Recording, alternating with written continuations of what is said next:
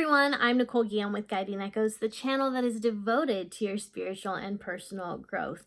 And a few days ago, I released a video called 11 Signs Your House May Be Haunted. And I received a question from a wonderful viewer that I wanted to share with you and of course answer here in this video. And that question is, I'm wondering if earthbound spirits can be in more than one place like a crossed over spirit.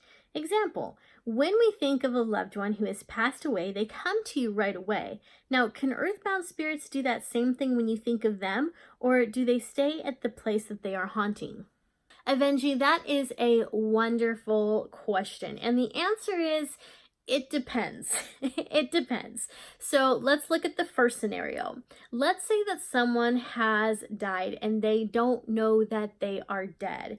This type of spirit believes that he or she is still alive, but they're in this great state of confusion. So that type of spirit believes that they are still bound by the laws of physics. They don't know that they can walk through walls or that they can sometimes seep through the floor. They don't know that they can go to different places by thought alone. So because in some ways they are still confined by walls and by doors, they're not able to go to different places. It's not something they're capable of. And these are very confused spirits. So they don't understand why they're not able to open a door or why they're not able to pick up their keys and, turn on the ignition and drive the car. All they know is that they're not able to do these things and they don't understand why. So because of that, spirit is not able to travel because they have this mental block. They don't understand that they've passed away and that they're pure spirit now and that they can go essentially wherever they need or want to go. Now, the second scenario is when someone dies and they know that they're dead and they choose to stay in a place because, well, that's simply a choice that they made. So when you have a spirit who is cognitive of the fact that they are dead, those are the ones that typically don't have an issue traveling to a person that's thinking of them or traveling to a loved one. They're fully able to do this, and so they do.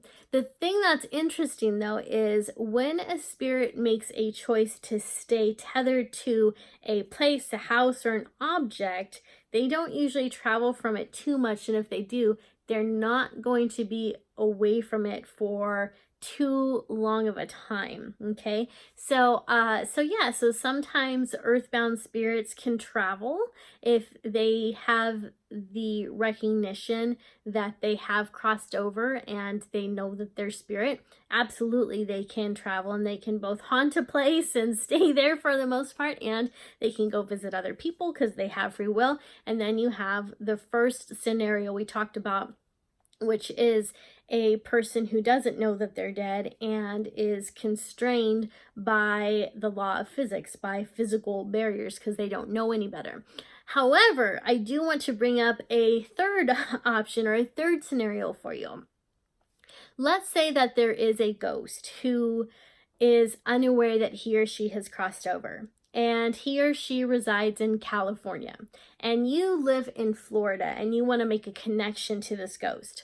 You, through consciousness alone, are able to make that your intention, and you are able to, in a way, travel to that location and speak to that spirit. Because energy goes where attention flows. So wherever you set your attention or intention is where you are able to build that bridge of communication.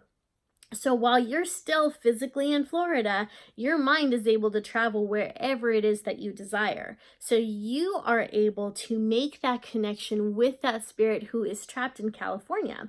And also, I want you to remember this. Spirits who have crossed over, people who have passed away, are not really in California. They're not really in Florida. They're not really in Nevada. They're not really in any of these places. They are in another dimension that lays right smack on top of ours. And if they gather enough energy, they're able to speak loud enough so we can hear them. They're able to move things around. They're able to cause the hauntings that, so many of us love. And I'm saying that sarcastically. Most of us don't like hauntings too much, especially when it's in our own home. They're cool to visit sometimes, but not all that great to live with, right? So that spirit doesn't actually live in that state. They live in another dimension. So it is actually your consciousness. It is actually your mind, your spirit, your energy meeting them in that dimension where consciousness rules, where spirit rules, where energy is energy. So it's why spirit communication is possible in the first place, because we are able to make that connection to that dimension in the spirit world. And the other thing I want to bring up, and this is a topic for another time, is that when it comes to the spirit world, there are lots of different levels there, okay? So it's why you have the level right on top of us, which is the level or dimension that earthbounds seem to stay in. It looks very similar to our dimension, but it's darker. It's a little heavier too. So there's that dimension, but then there's layers on top of it, and each layer seems to get lighter until you get to what we might call heaven. I know that James Van Praagh, I think he calls it Sunshine Land, and I think he calls it that because he's trying to take away the religious stigma that the word heaven has. But there are different layers, and so there's different areas, there's different dimensions and levels that spirit can reside in. So in some of these levels and some of these areas, they may feel stuck, and it's why they don't move around a lot. And in other levels, they have a large awareness, they have a large consciousness, and they know that they can travel around just fine.